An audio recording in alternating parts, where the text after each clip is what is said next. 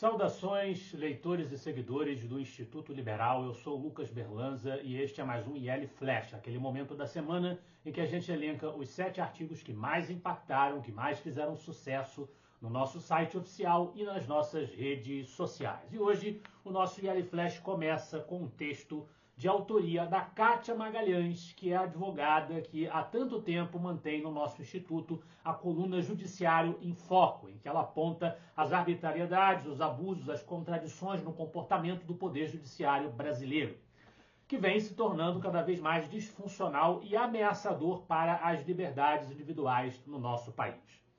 O texto é uma mensagem endereçada à oposição política nacional. Carta aberta à oposição. Resgatem as nossas liberdades e os seus mandatos. E é uma conclamação, é uma evocação aos nossos opositores hoje na política brasileira para que reajam a esse estado de coisas. A Kátia sugere, por exemplo, que o artigo 49, inciso 11º da Constituição Federal, reconhece como sendo de atribuição exclusiva do Congresso Nacional a faculdade de zelar pela sua própria competência legislativa. Então, uma ação dos nossos parlamentares, dos nossos legisladores, seria nada mais do que o cumprimento das suas prerrogativas constitucionais, de que eles próprios estariam, neste momento, abdicando. E ela vai dizer também que eles deveriam, com base nesse artigo constitucional, partir para a ação e negar vigência a coisas, para sermos gentis, como o julgamento que nos últimos dias teve lugar no STF, anulando o artigo 19 do Marco Civil da Internet. Ainda no âmbito das atribuições legislativas, defende a Kátia, os opositores brasileiros deveriam revogar a Lei 14.197 de 21, que introduziu no Código Penal os crimes contra o Estado Democrático de Direito. São tipos penais muito vagos, muito abertos, com uma redação genérica e indefinida, que colocam, obviamente, fundamentos nada bem fundamentados, com perdão da redundância, para as excrescências arbitrárias que vêm sendo praticadas pelo Judiciário. Então, na opinião da Kátia, é um momento crítico da sociedade brasileira, da vida pública brasileira, e os legisladores são os principais responsáveis, porque se omitem diante das excrescências perpetradas pelo Judiciário.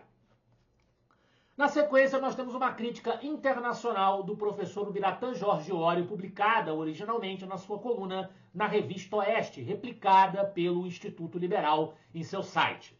A farsa da governança global.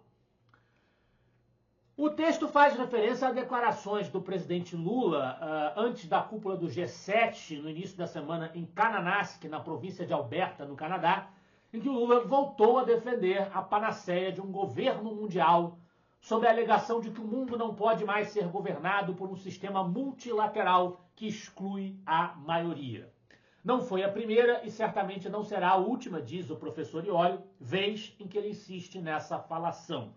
O discurso de governança global é um discurso sedutor que costuma estar associado a uma falsa ideia de congraçamento, de paz, de uma relação sadia e sóbria entre os vários estados do mundo, mas, na verdade, costuma estar associado a uma agenda que, desde a época de formação do socialismo fabiano e de obras como a obra de H.G. Wells, que falavam já na ideia de uma governança global, está associado esse discurso à defesa de mais poder em instâncias supranacionais, o que significa uma oposição exata ao princípio da subsidiariedade defendido pelos liberais. Então, é uma preocupação bastante sensata e legítima do professor Ubiratã Iólio.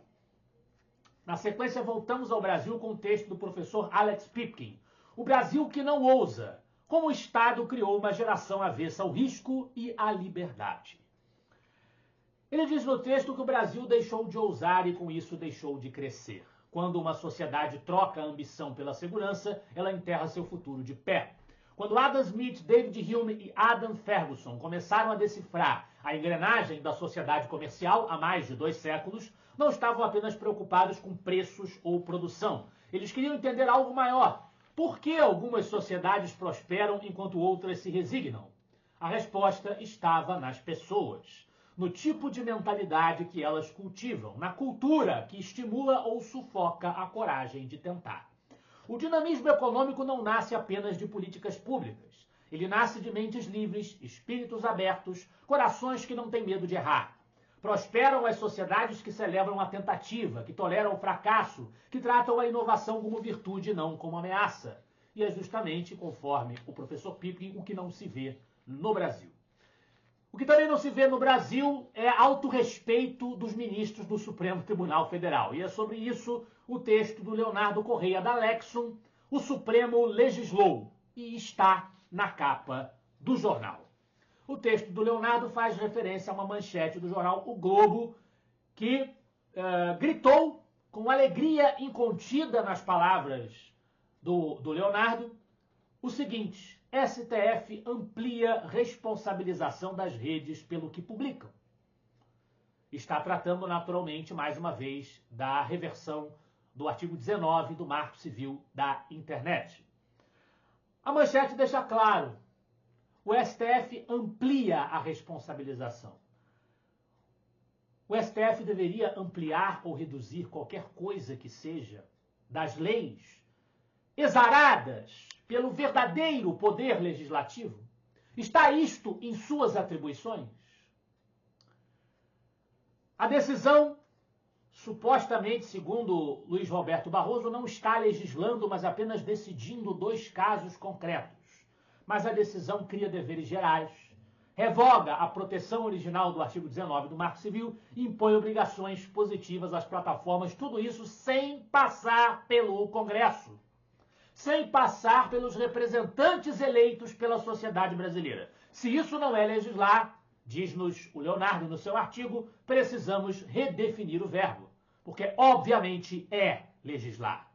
É o Supremo Tribunal Federal passando por cima das atribuições constitucionais, das prerrogativas de outro poder e tomando estas prerrogativas para si, pela sua própria vontade, arbitrariamente, sem qualquer condicionante, sem qualquer limitação.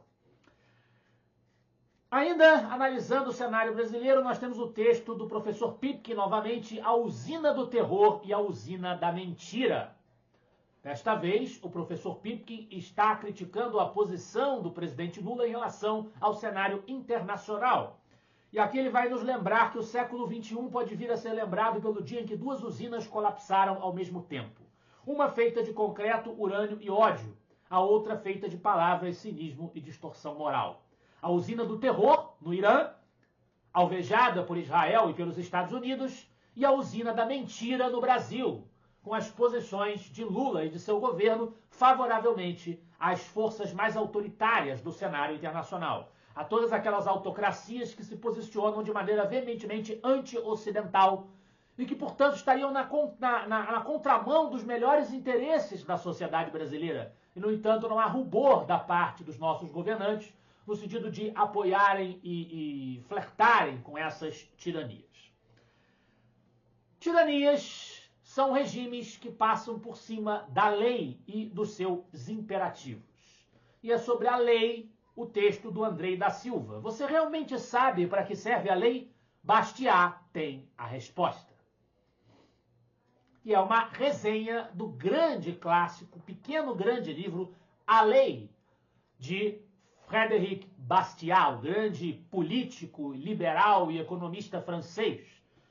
E na sua obra faz uma síntese vigorosa dos princípios do liberalismo clássico, especialmente no que diz respeito à relação entre o direito, a liberdade e o papel do Estado.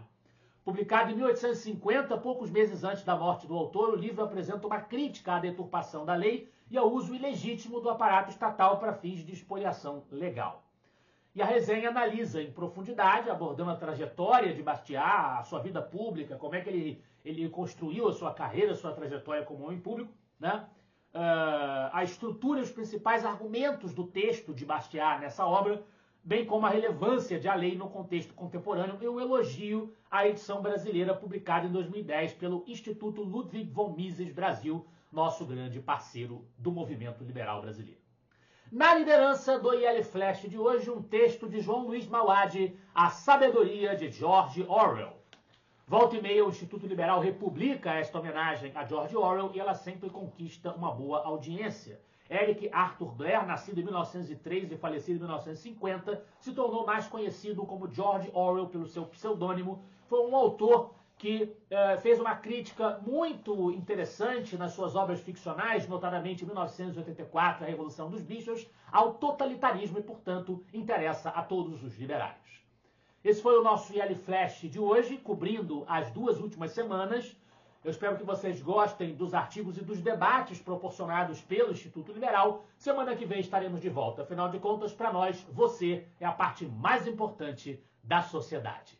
Até a próxima.